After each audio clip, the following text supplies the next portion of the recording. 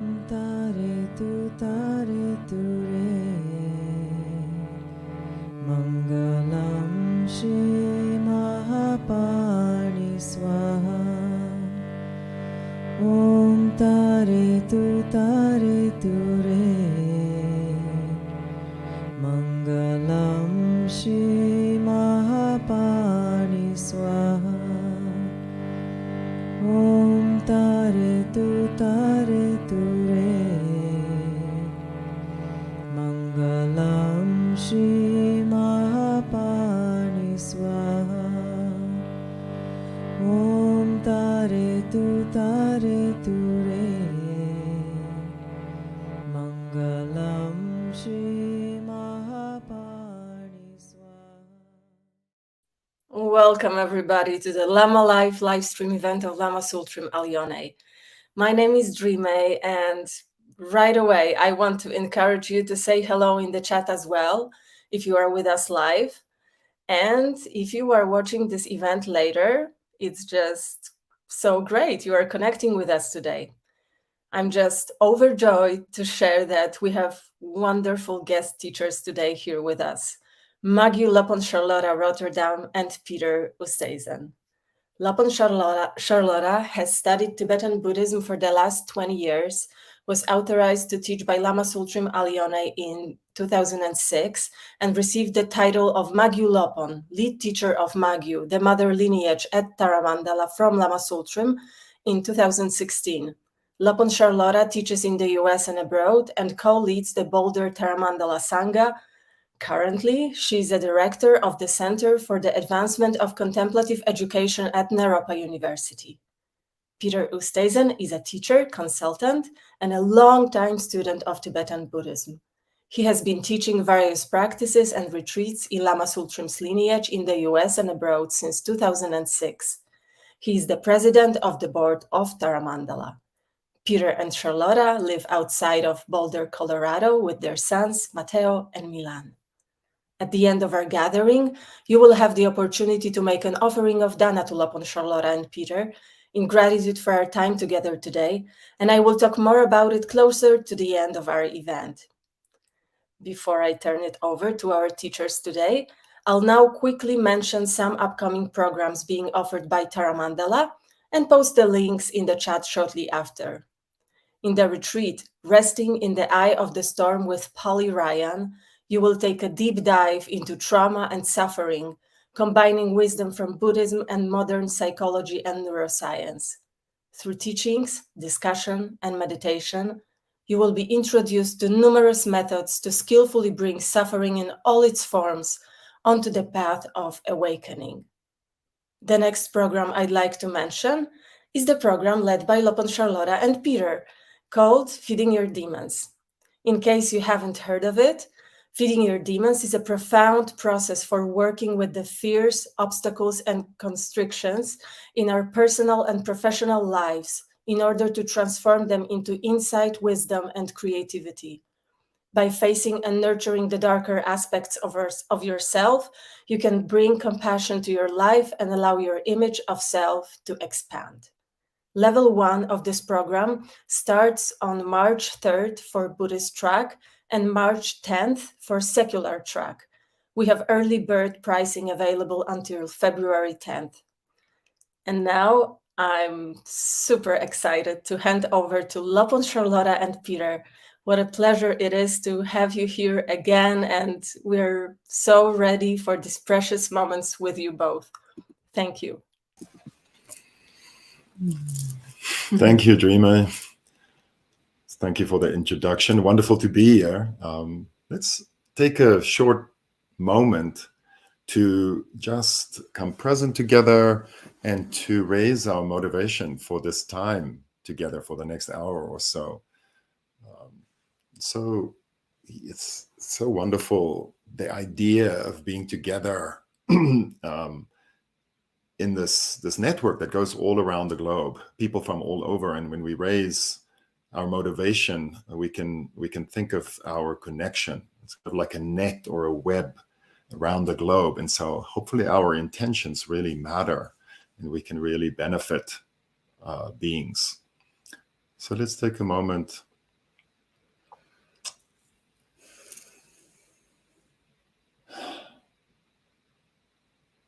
and just raise the motivation that this time together will not only benefit us, but also benefit those that we come most closely in contact with.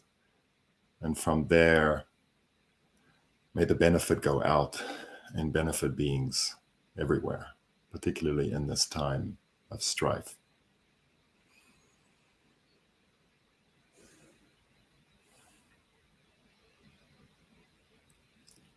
Thank you. Hello, everyone. Welcome. Thanks for being with us today, those of you live, and welcome to those coming afterwards to be with us in that way. So our topic today, what we'd like to offer some reflections and some practice on, is gratitude and the gift of meditation. So I thought I'd start with a few words about gratitude. Peter, you mentioned this a lot, of how in sort of everyday life, it's easy to go through our lives not noticing what we're grateful for. Sort of, what's not working. Because sort of focusing on that which is not well. But there are times, and I think this time of year can be like that, where gratitude becomes something we're actively engaged in. And so we'd like to present gratitude actually as a practice, as an ongoing practice that we can bring into very ordinary moments of life and into grand moments of life. And so I was contemplating, what is gratitude? What is this thing? And it's, we say thank you maybe, or a moment of appreciation, but what really goes into gratitude? What is gratitude as practice? And so I think there are really these three aspects that we might draw out. And the first aspect is actually very simple. It's about becoming aware. It's about mindfulness. It's about attention, seeing clearly. As I was just saying, we're more likely to notice what's challenging. There's actually a neurological phenomenon that has been named of our, we're sort of wired to notice that which is a threat more easily than to notice that which is not a threat, for obvious reasons. And to remember that. And to remember that and be struck by that, right? Because for our own survival, it's better to know what the poisonous berry on the bush is than to know that the sun is shining or that the earth feels good under your feet. So in some ways, this first aspect of noticing is actually, there's a bit of, I would say, intentionality in it. Can we notice what's going well in our life? Can we notice when we're healthy, right? We're usually aware when we're not feeling well, that pain in your head or pain in your toe that you just stubbed or bellyache.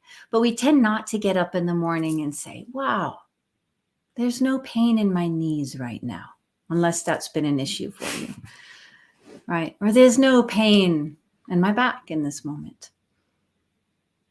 So just noticing what is going well. What are the blessings in my life? What are the blessings in our world right now? And as we go into winter here in the Northern Hemisphere, just having heat, right? Being able to look out and see the snow and then realizing, wow, so many of us around the world get to have heat. It's pretty amazing. So I think this first aspect of gratitude as acknowledgement, as noticing, it's kind of turning on how we move through the world, turning on our eyes all around, our 360-degree vision and hearing and sensing of what is going well. And rather than moving through life in a kind of transactional way, like I'm on my way somewhere and either someone's in my way or not in my way, or this is going well or that's not going well, kind of seeing objects and people as a means to an end. Instead, this noticing is just noticing in this moment what is well, what is good. So I invite you in this moment, just where you are, to notice what is well. And that could be as simple as parts of your body that are warm, nourished, not in pain. Or perhaps look around your surroundings and notice the blessings, being able to be where you are. Or perhaps thinking of those you love, your family, friends, community. And for a moment, just noticing, recognizing.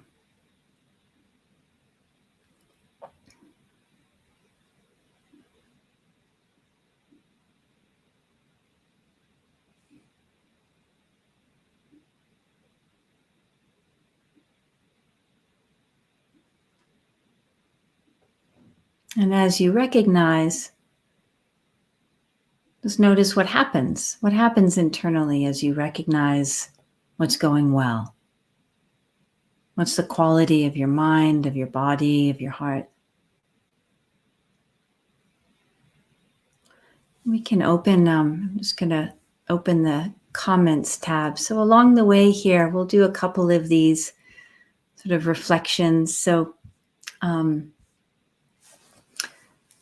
if you want to write in the chat, that'd be wonderful. And let's keep going. So noticing, first step.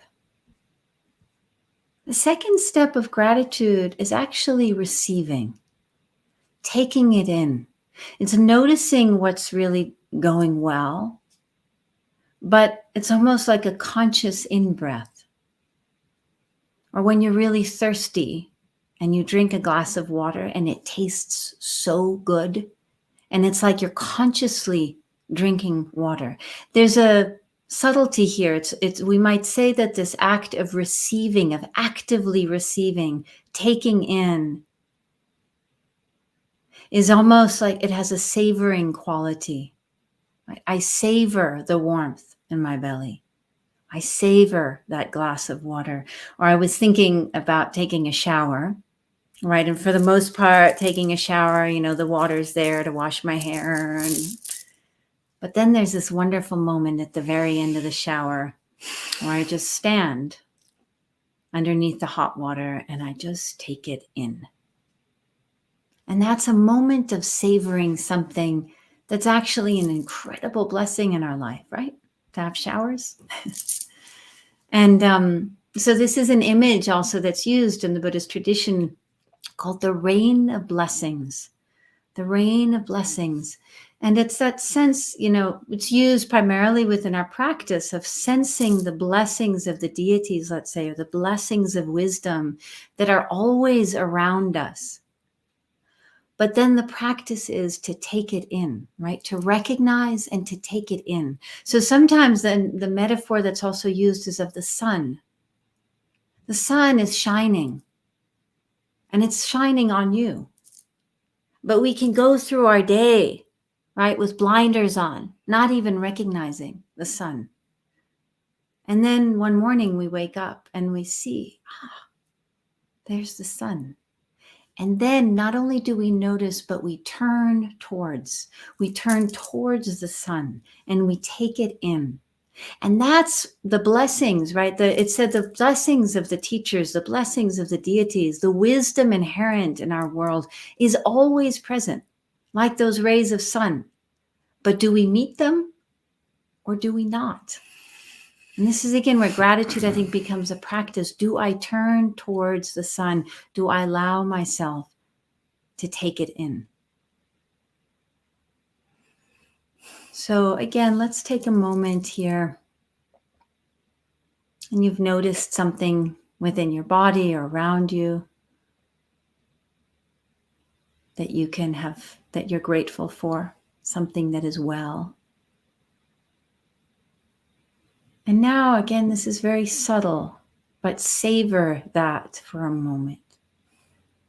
Really take it in. Receive that blessing. Perhaps of health, of love, connection.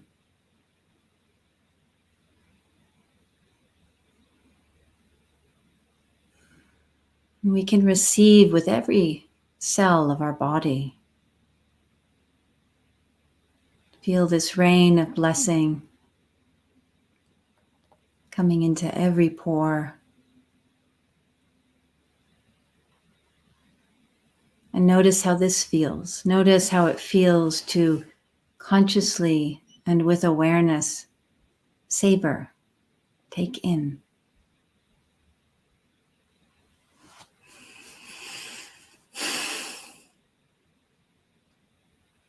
Notice what happens.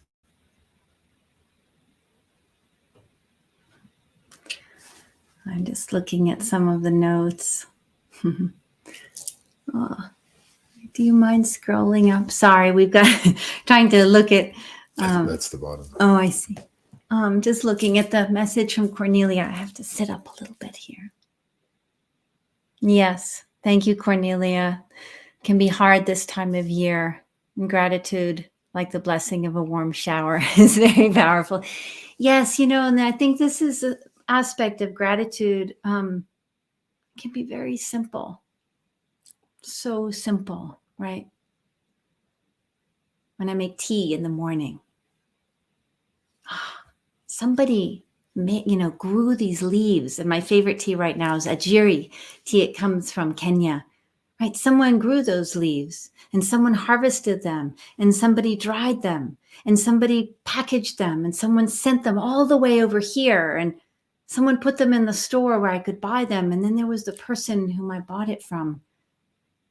And so my appreciation of that tea actually connects me with that whole line of beings, of human beings, of earth, non-human beings, animal beings, plants, the sun.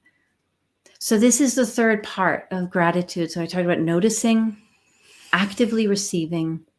And then there's this third part, which I would say is a kind of, it's an appreciation. It's the aspect of gratitude, which becomes actually an offering in return. Our appreciation, our acknowledgement, our gratitude, our thankfulness is actually active.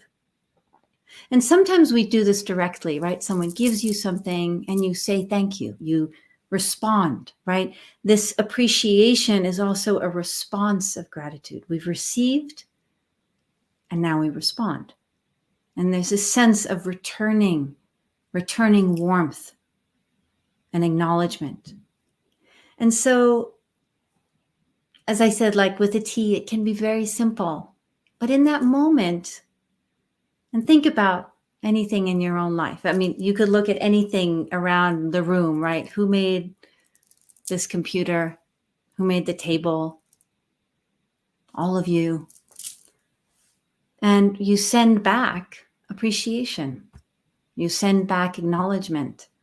Those of you who know the loving kindness or metta practices, this is very much a metta practice of sending love down the line. May you be well. May you be healthy. May you also receive the blessings of life. These wishes, right, that we can make. Or, I've been thinking a lot that gratitude, we have two teenage boys, and just knowing like, they're well. They're well, they're healthy, they're happy, they have friends, they're doing well in school. What an amazing blessing. And so when I'm filled with that acknowledgement, when I take that in, then the offering, what is that offering? The offering is thank you. And the offering is may all parents be so blessed. May your children be well. May all children be well. So let's do this again. That's just a brief practice, personal practice. If you consider something you've received, you've noticed gratitude that you receive, you've noticed something that's well, you've savored it, you've taken it in.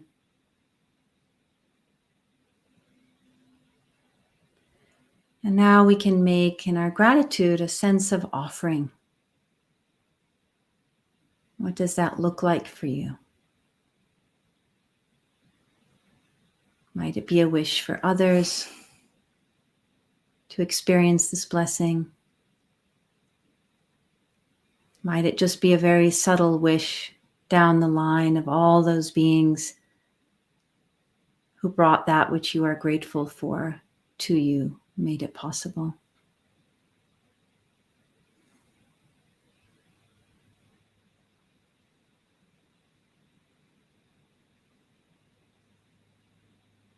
And maybe there's some quality of active gratitude that comes up for you. Is there someone to reach out to actually say thank you to?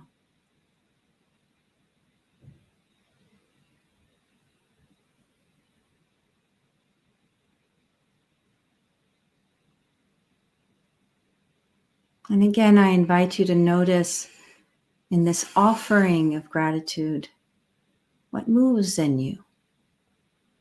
What moves in your heart, mind, in your body?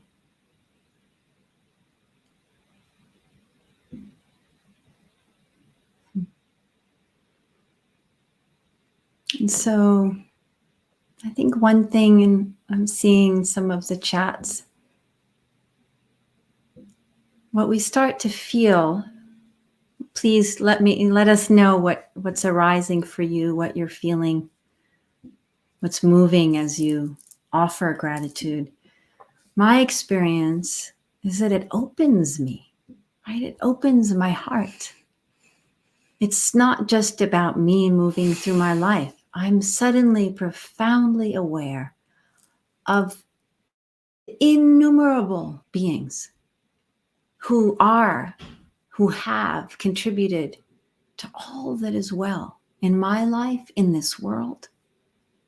And so what I'm struck with, right, is actually my heart flows over. There's an opening, there's a sense of we are so connected. We are so inextricably connected to all things, all the time, in the most ordinary ways and in what we might call the deepest ways. And so this really, right, this is the experience of the awakened heart, of bodhicitta. When we sense that interconnectedness, profound interconnectedness, the heart opens. And that's the awakened heart. That's the seed of compassion, and it's actually the seed of our true nature. And we can rest there. It's a profound gift once again.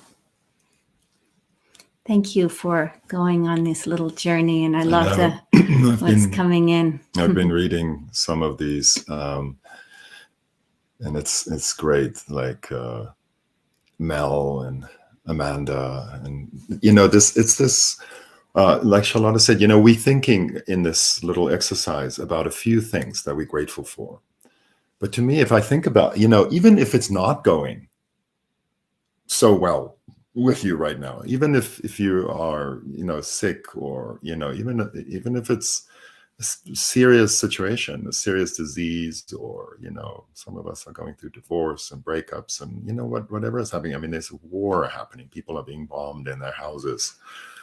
But if we think about the literally millions of things that are actually supporting our lives, millions, there are 10 million things that are going right, that are going well, just in order for us to be alive. And then on top of that, we can pick a few things that we are, annoyed with, or that we don't like, or that we're trying to change, or that we're unhappy about. It's sort of just floating on the surface, but there's a whole mountain of conspiring circumstances that supports us in this life, and support the whole planet, And yes, there's environmental degradation and so forth, but here we are. The sun is shining, not all around the globe right now, but in the places where it's supposed to be shining. So it's wonderful to think about it like that. The other thing that it makes me think of when I look at these comments is in our Sky Mind, and some of you were there in our Sky Mind course, we did this little thing where we invited people to write koans about the simple things. Was it in SkyMind? Yeah, I think the simple things. And that's when I read Mel and Amanda's little notes here about, Amanda was writing about the hummingbirds landing on a flower, and Mel was writing simple gratitude. I love this perspective, just watching the birds on the bird feeder. And it's like a little koan about the simplest everyday thing that's happening. The sun glancing off of a patch of snow on the mountainside that I can see through my window right now. It's just getting out of our habitual preoccupation and just notice what is already there. In this, we were obviously what we're talking about today is kind of connected to the holidays. We have Thanksgiving here in the United States, at least, which always makes us think about gratitude, right? What is it that we're grateful for? So hence, Charlotte's little talk there. And so, but the other thing is gift giving. This is at least, one of our sons are always very excited about it. He made an entire what's it called, a PowerPoint presentation with all the gifts he wants, and the websites where we can get them. It's unbelievable, but yeah. Anyway. So he gets very excited he just gets very excited about gifts. And so this is what is the gift that the gifts that we have, like the gifts of everyday life that we can be grateful for, that Charlotte was just talking about. But we also wanted to look at this a little bit, meditation, the gift of meditation. And so in some ways that's kind of a predictable thing to be talking about on Lama Live, on a Buddhist webcast. But I wonder sometimes if we really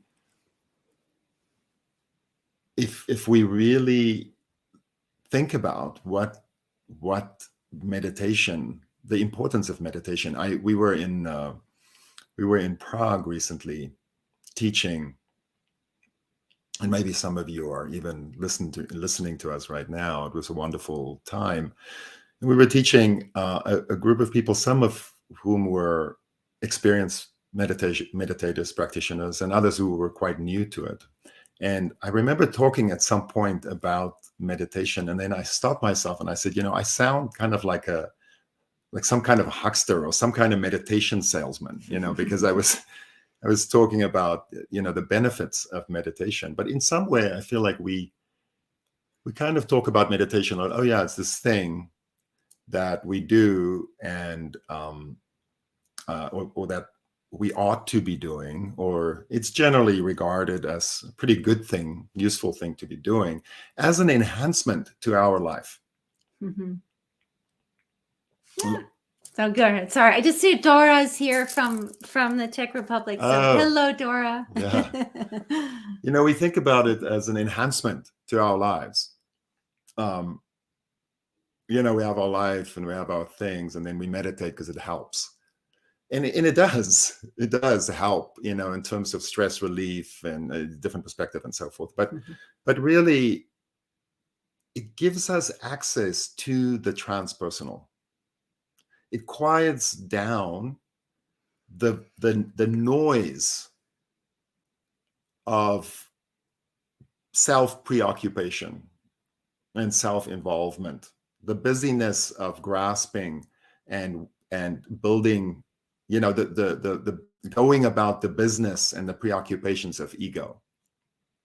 It cuts through that. It catapults us out into the transpersonal space of connectedness, of interconnectedness that Charlotte was talking about so beautifully. So it's a doorway. And the thing is, if you think about it in that way, what other doorways are there? There are not many doorways out of the claustrophobia of self-involvement or self-referentiality, I sometimes call it.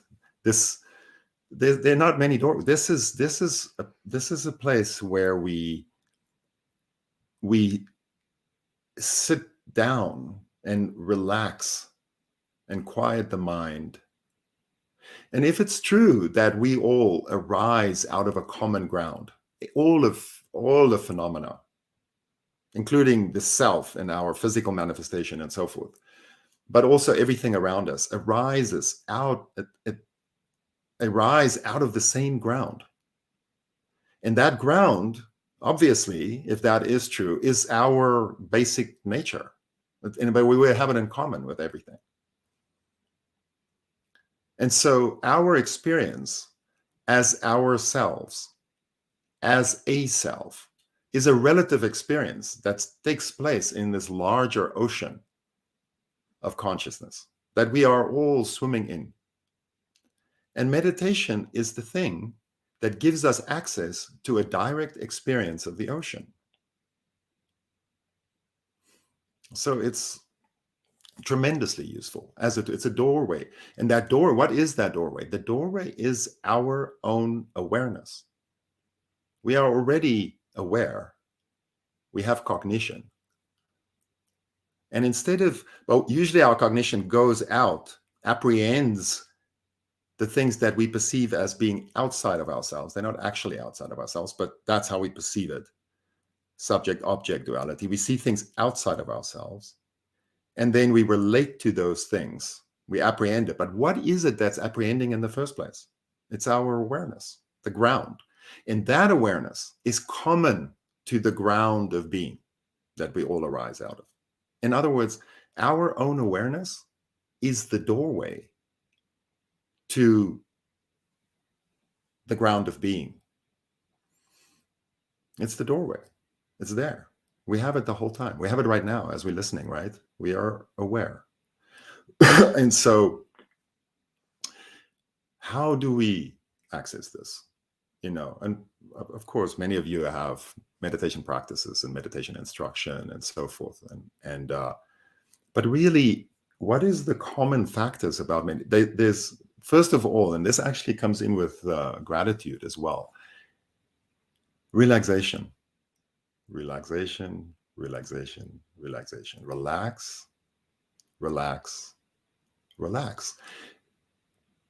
Apart from meditation, I would say that we can be more relaxed, physically, mentally, psychologically, more relaxed in almost any and everything we do.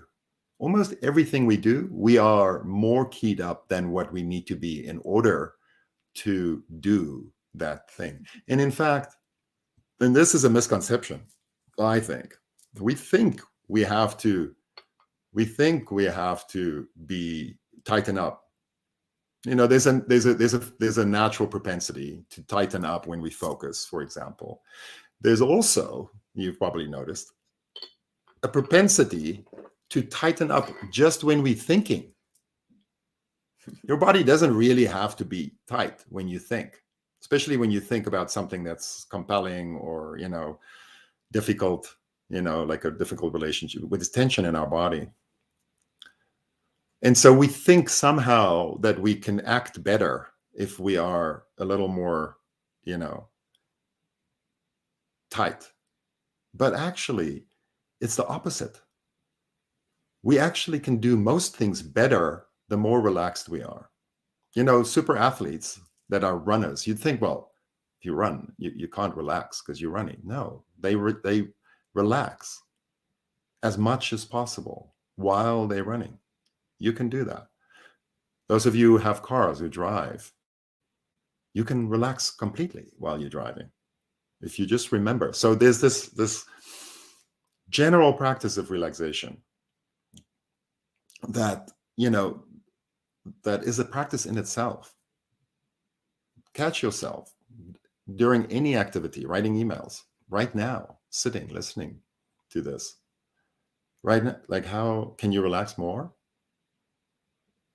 And a little more? Can you breathe out and let go of what you think you should be holding or have to hold? And so for me, meditation begins with relaxation. So let's say you've not just as an everyday practice, but as a formal practice. You're sitting down. We forget, some of us who've been meditating you forget that first step of really relaxing your body. In Sky Mind, we use this quote by Machik Lapdran, the 11th century Tibetan yogini. And she says, rest your body in the way of a corpse. Rest your body in the way of a corpse. It may sound a little macabre, but it's an instruction to relax. Rest your body in the way of a corpse. Rest your mind in the way of the sky. Rest your mind in the way of the sky. So your body is completely surrendered and relaxed. No tension, no preoccupation, no grasping, no holding. Your body can survive. You'll keep breathing. Your heart keeps beating without any participation, conscious participation necessary. You can completely let go and rest. So you relax. That's where you start. And the next thing about meditation is it only happens in the present moment. It only happens in the present moment. That's a common thing about meditation. There are many different meditation techniques, but I don't know any meditation that doesn't take place in the present moment. I mean, of course, the meditation takes place, but your attention has to be in the present moment. You can't be meditating and thinking about tomorrow or remembering the past. You're in the present moment. You're right here, right now. And you're relaxed. That's the foundation. If you have those two, you're already meditating, basically. When you focus on your body in order to relax your body, you are already bringing your attention into the present moment because you're trying to relax your body right now. You can do it right now as I'm speaking, actually. Relax your body. You can feel the tension, not the life force, but the tension draining out from the top of your head. Feel your face relaxing, your ears, your neck, your shoulders. You're just letting go. It's draining out. The tension is draining out. And everything you're holding out, down through your seat, your legs, your arms, and just relaxing. If you've done that, your attention is already in the present moment. It's with your body, which exists only in this moment. And now, here the next thing is to stabilize your attention. Our attention, it's like that metaphor of a wild horse galloping around a meadow. Goes here, goes there, seemingly without any control. Just whatever pops into our minds, we tend to think it. We just follow that train of thought. And so you want to bring your attention to abide in one place. And so this we can practice through following the breath. If our mind is really busy, follow the breath, like shamatha kind of meditation. Just follow the breath because the breath just happens now in this moment. And then at the end of the breath, there's an opening and we can let go into that opening. But we keep coming back to the breath if our minds are busy. If we can get to a place where our minds are basically stable, our attention is stable, then we can start working with awareness. Because here we are, our mind is stable, and now we can become curious about the quality of awareness itself. What is this? What is receiving the input? What is this cognition aspect? What is awareness? And we can do that and this is a little admixture that is so helpful and essential, space. We can do that by if we, in our bodies, and here we are, basically our everyday awareness kind of hovers around our body pretty close in. But if we're present and our attention is stable, and there we are with our awareness, we're just feeling like, well, here I am, myself. Then we relax that awareness outwards, and expand that our sphere of awareness. And that can be into physical space in the beginning. As we relax, we have 360 degree awareness relaxing into space, just resting there. But then as we become curious about awareness itself, the feeling of resting in space, that's really the spacious awareness that we then end up resting in, not so much the physical space around us, even though that's tremendously helpful to think in that way and to use that as an entryway. But once we just expanded resting, then this is where that awareness resting in its own ground comes in. We surrender back into, and this is, to me, it's actually how that doorway works. We surrender back into the awareness itself, which is what connects us to the awareness of everything. So there's sort of step by step in terms of meditation. And what happens is if we then access this vast awareness, meditation becomes completely different for us, because it becomes so important, not in some kind of grasping, clinging, oh, I have to meditate every day, otherwise my life is not going well or something. But it really gives us that doorway to break through, to penetrate the veils of self-involvement.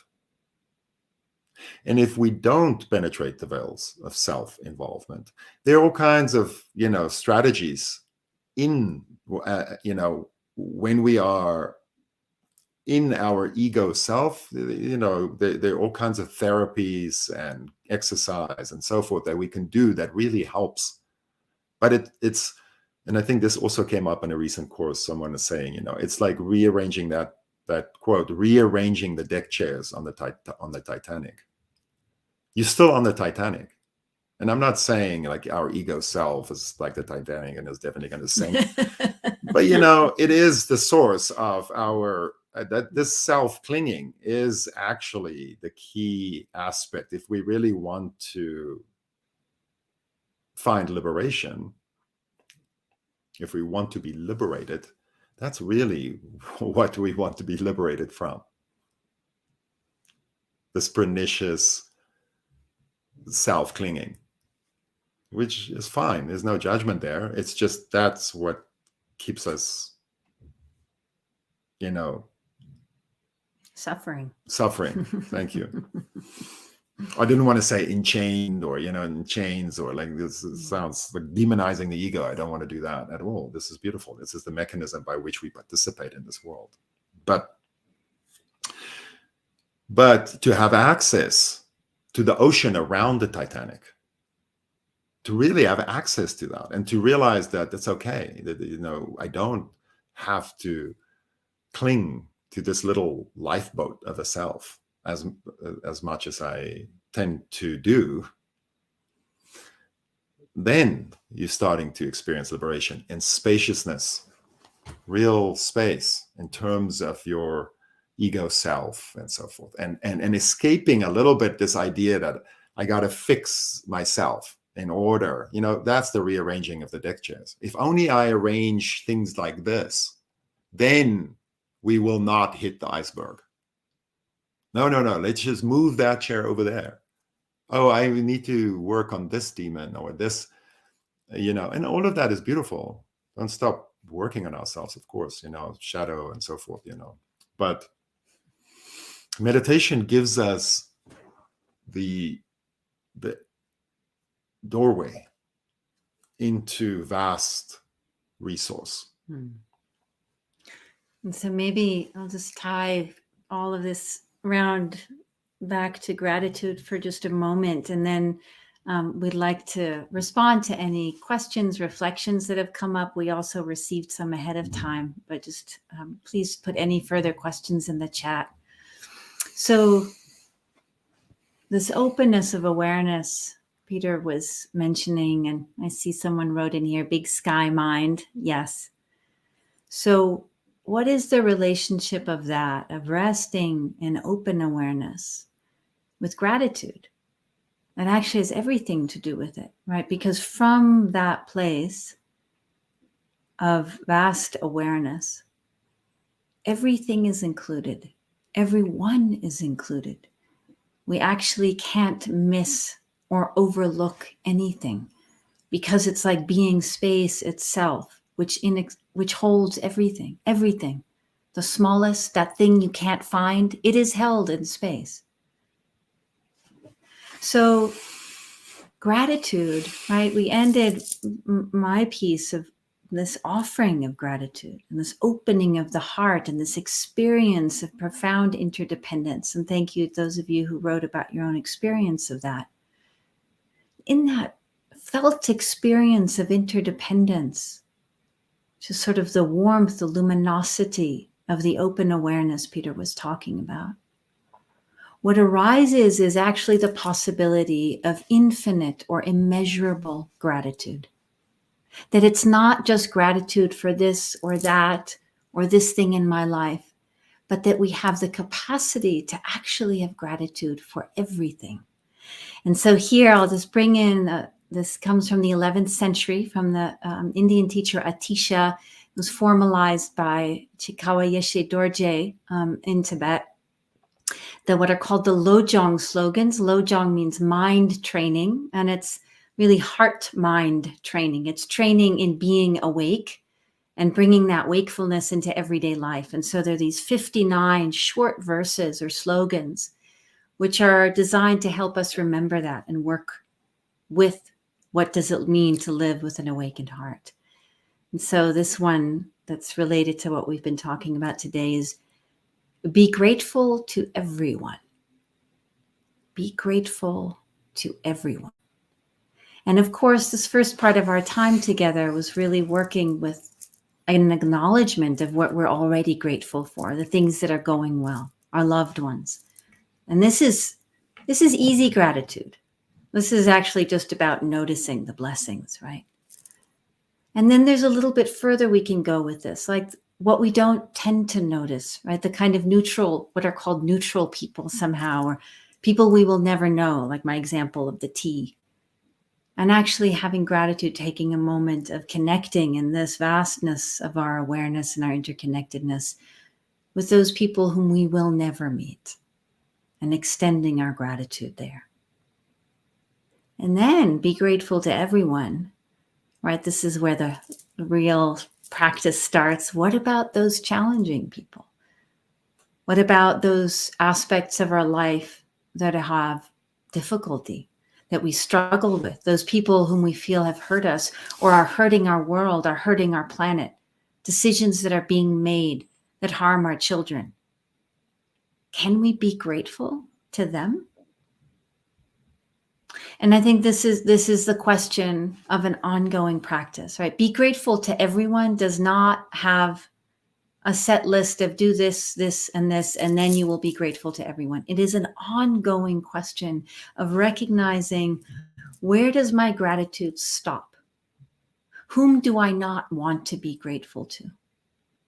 And then recognizing, no, they too are part of the whole. We cannot get rid of them. There is no cosmic dumpster, right? They are part of this web of interconnectivity, inextricably as well. And so what does it mean to be grateful to them? What can I learn from them? What do they point back at me? Something I can become aware of. My own aggression, my own judgment, the ways I avoid or do not deal with something. Right? Most often we critique others for something that we actually hold within ourselves. We're less compassionate towards those who somehow exhibit something that perhaps we have as well. So can those we are seemingly not grateful for actually become our teachers to invite us to see what would it mean to awaken my heart, mind to them too. And this is not idiot compassion. This is not idiot compassion. This is wakeful compassion. This is becoming curious about what is the role of this difficult person, this difficult situation. What is their suffering?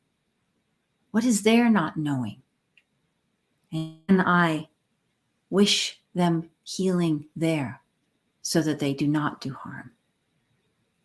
And I'll just close here with, again, from Machik Lopön from the 11th century, her beautiful teachings on working with demons, our challenges, our obscurations. And she says, with a loving mind, cherish more than a child the hostile gods and demons of apparent existence and tenderly surround yourself with them.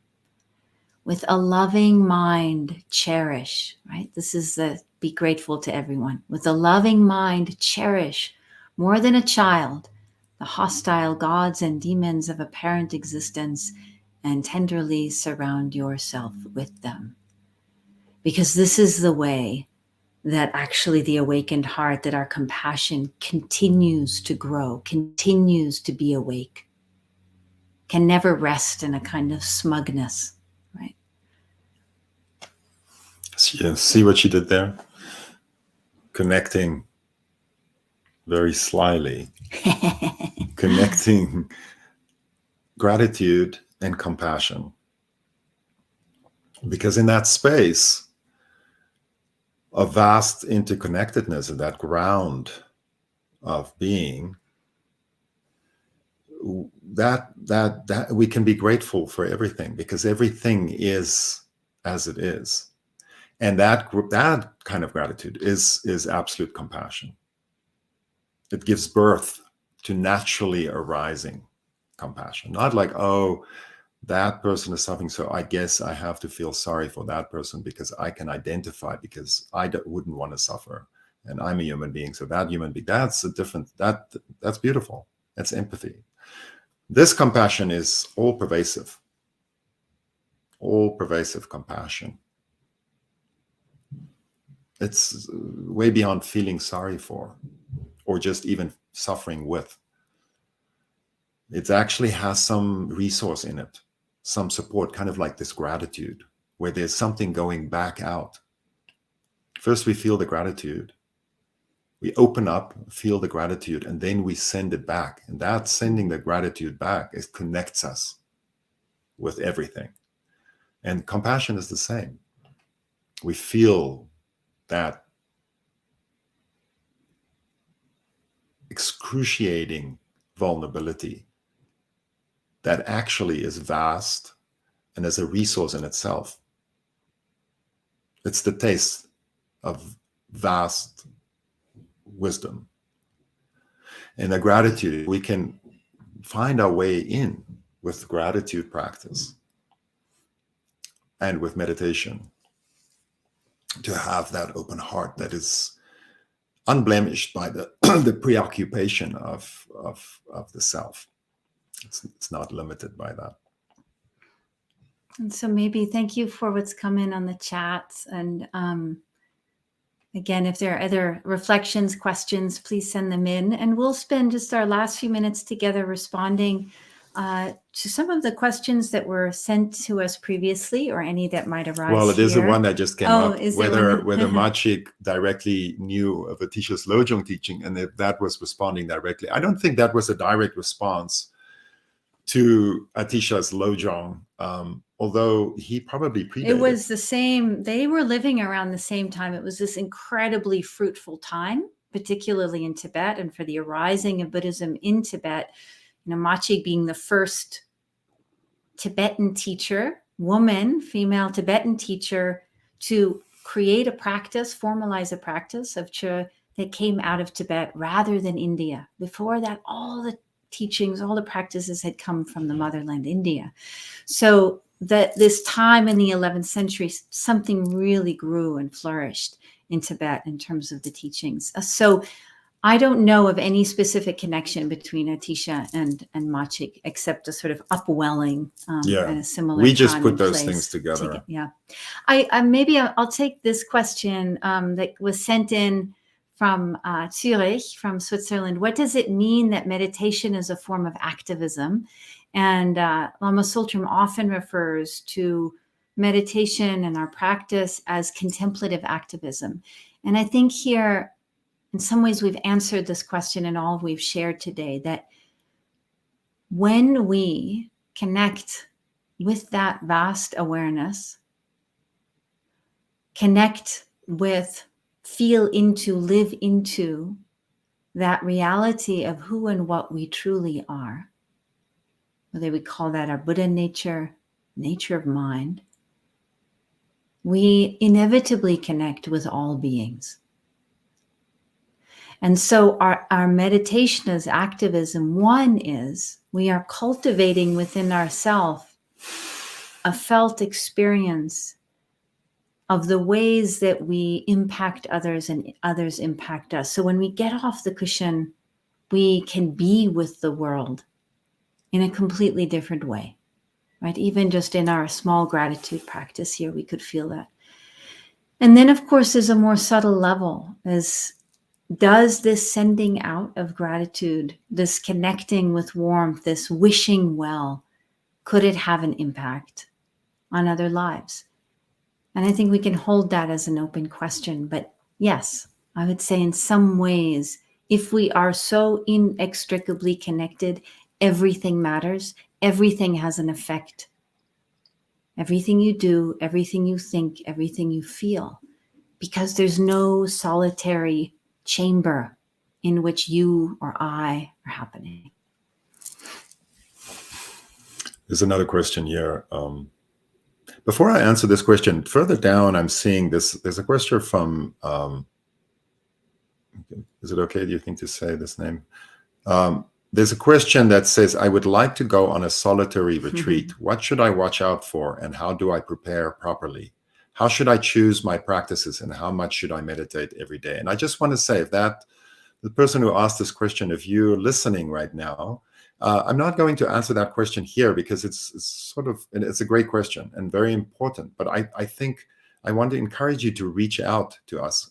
If you go to the Tara Mandala website, taramandala.org, our contact details, if you go, there's a tab where you go to teachers, and our contact details are there. And you're very, very welcome to reach out to us directly, and we can have that conversation, because it's a great question. It's really important. And we love the idea that you're going to do solo retreat. Yes. Fully encourage Wonderful. you to do that, and we want to support you in doing that. Okay, so question from Slovakia. Just a couple minutes. Often during meditation, my worst fears and confusing thoughts arise. How do I deal with them while sitting and after practice? This is great. So, this is that monkey mind thing, with that old story about someone who goes and, sits and meditates for the first time, and then comes back to the teacher and says, meditation is not working for me, because when I sit down and start meditating, my mind gets even busier than usual, and it's that thing that finally we're sitting down and actually noticing what's going on in our minds. So then there's this proliferation. So yes, when we sit, especially in this open awareness practice that I was talking about, where we rest in the ground, and then anything and everything may arise in that space. And so often, it may happen that, our worst fears, confusing thoughts arise. So here are a few pointers. First of all, when we relax and sit in that space, and these thoughts arise, there's an aspect of courageousness, a little bit of courage. And I'm not saying push through and just hang in there, whatever happens, but there's an aspect of courage. It's like, these are my fears and my thoughts that are arising, and I'm just going to be okay with them arising for the moment. I'm not being reactive and going to freak out whenever, and some of those fears are going to be familiar, right? Your demons, your core demons that actually probably in your life are pushing you to do all kinds of things that are related to avoidance of those things. And now suddenly you're not avoiding, you're not distracting yourself with the to-do list, or, you are now actually just sitting there and letting those things arise. It's really important to do this, because then you can be free. Because if you're in avoidance, then you're not even dealing with what is arising. Now, so how do you deal with this? So when you sit and those things arise, one of two things. If you are present enough and you can relax and open your awareness to the point where you can actually become aware of the space in which these fears and thoughts are arising, the overarching space, instead of being compelled by the fear or the thought into a habitual reactivity, you surrender that reactivity and you relax in the larger space and see if you can actually sit in the space in which these thoughts arise. And if you're able to do that, they will actually lose potency, could even sort of dissolve and liberate in that space. Now, this is not always possible. And so the other way to work with this, if you don't have success and you just feel like haunted by these things, then whatever it is most up for you that's arising, feel it. Don't turn away. Go there and not confront, but open to that fear. Let's say it's a core fear that arises. In that moment, you're like, here I am. I'm safe, relatively. I'm in my place. I'm on my meditation cushion or wherever you meditate. And you turn into it. It takes courage. And it takes one other very important thing. In order to do that, you have to accept the fact that you are having that fear. Because we fight, we don't want to be depressed, and we think there's something wrong with being depressed. And we think there's something wrong about having fears or, these different things. And in order to turn to it, we have to accept that we are actually depressed or having I'm just using depression as an example here, obviously, but we have to come to terms that this fear is alive and that we have it and that it's okay to be experiencing this fear. That's very important. That is actually some liberation in itself. Can you feel that? And so then we's like, oh, it's okay to be having these fears. There's nothing wrong with me. And then now I'm turning and I'm just feeling this fear. Feel it in your body, but don't go into the habitual stories about the fear if you can.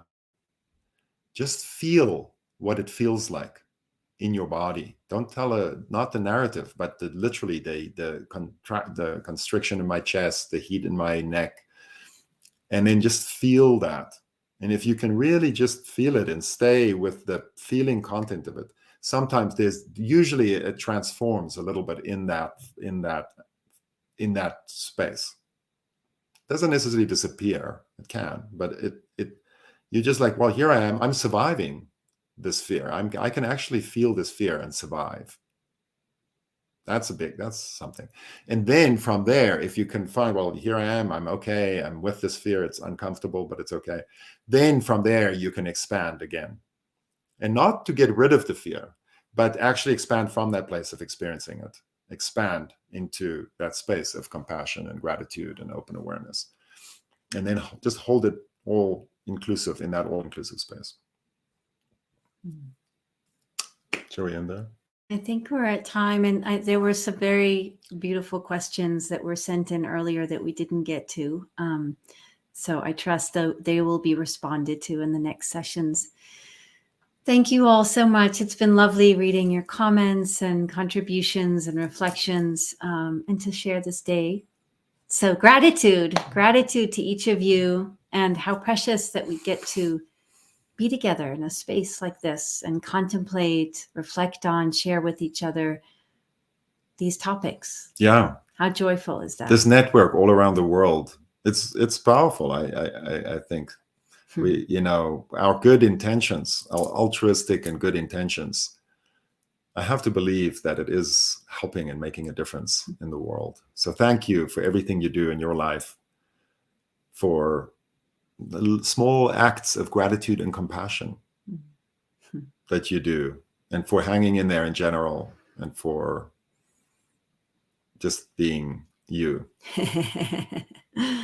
Shall we close with the dedication of merit? So we can gather together all the blessings that we've touched in on in this time together. The goodness in our lives, in the world, between us. And may all that goodness go out to benefit all beings everywhere.